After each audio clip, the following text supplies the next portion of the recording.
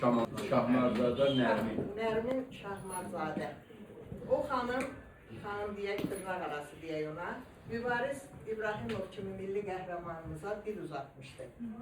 Onu təhqir etmişdi. Ona görə Araz bax belə bir oğuldu ki, getdi, Mübariz İbrahimovun valideynləri ilə görüşdü və onlardan səlahiyyətli nümayəndə olaraq sənəd aldı və Mübarizin mübarizəsinə qalxdı.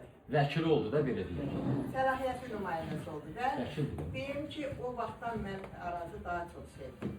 O çox cəsarətlə o işi başa çatdırdı və o gəlməyən polisimizi, məhkəməmizi, hüquq mühafizə orqanlarını saya salmayan Nərmini məcburi gətirdik məhkəməyə. Yəni burada bizim qazilərimiz, vətənsevər insanlarımız hamısı Araza dəstək oldu. O sıralarda mən də var idim. Özümü çox xoşbəxt hesab edirəm ki, o Nərminə biz atıb küçə süpürmək kimi də olsa bir şərti cəza verdirə bildik və hərdən gedib özümüz də baxırdıq ki, görək doğrudanmı o süpürür o küçəni. Bax, iş budur, sevda budur, vətən sevgisi budur, mübarizə budur. Mən inanıram ki, burada bugün toplaşanların hamısı elə o mübarizlər sırasındadır. Bax, bu oturan şəhid analarımız, onların bariz nümunəsidir ki, elə oğullar getirdilər vətən sevdalı.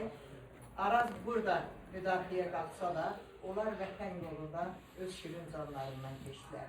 Gəlin bu yerdə bizim Azərbaycanın torpaqları uğrunda canını verən şəhidlərimizin ruhunu bir dəqiqə biz lütfen yadlayalım.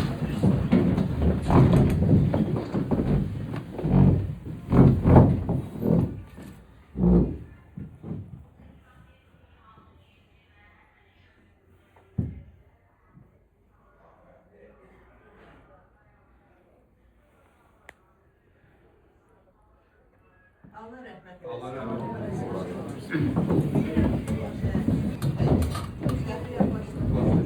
Başda gəlin.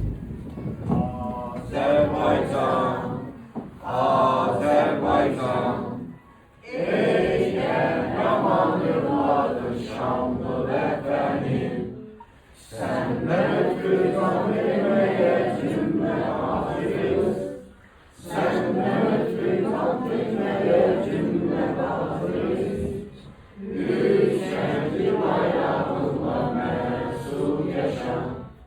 Üç renkli bayrağınla məsul yaşam.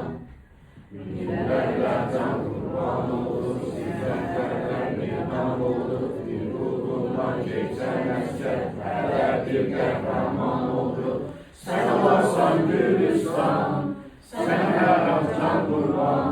Sen bir məhəbbət, sinələr tutmuş mekan. Namusunu hissetmeye, bayrağını yükseltmeye, namusunu hissetmeye, Gönüller gençler müştakıdır. Şanlı vətən, şanlı